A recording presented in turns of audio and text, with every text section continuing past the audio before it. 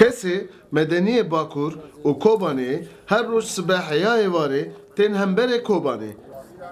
Li ser girekî bilind disekînin û bi durbîna li Kobanê temaşe dikin. Li ser vî rewşê me jî meka xwe dirêjê wan kir û gotin û xwestekê xwe bi me re parve kirin. Vî çeta dünya qadan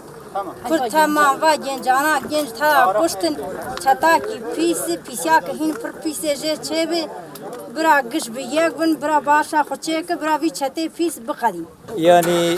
citin çadır sıkletiye, baya, barana, sermaye, zarokê me gî sermara mesela hîro yekî me ji çadiran zarokekî çûk ji sermara mir jê şivana çi heqê îşi dice me heye ku were bajarî me dagir bike mesela xanî me neman erd û milkê me neman gî dagir kiriye yani çi heqe, çi îmane, çi dîne ji her çar kitaba jî dere sîfetî îslametê li cem van tune ne sîfetî îslametî li cem van tune nedbê pîre, nedbê kala, nedbê gence, nedbê ixtiyara mesela îd kuje, îd işkence da derbastı be î hetan hal cemanî girtiye zulm û zorê ji van dibîne yani çi xwe li cem me ne kunikane ji me bisînetin mesela erdî me dagir dikin, welatî me dagir dikin werqasam mesela bajarê me xirabe dikin, gundê me gî xirabe kirin, xirad mala da neîştin gînçûl mimicel daran firotin mal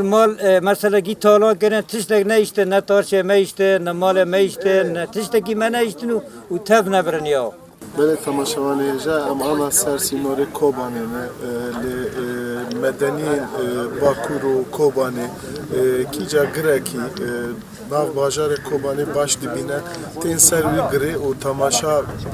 şerê Kobanê dikin. Lê xasika wan ev e ki dibêjin bi çetê Daeş li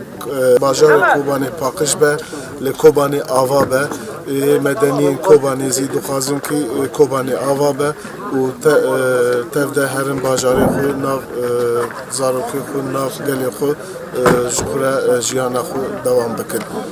Yılmaz Bilgin, Kanala Rega, Ser Sînora Kobanê.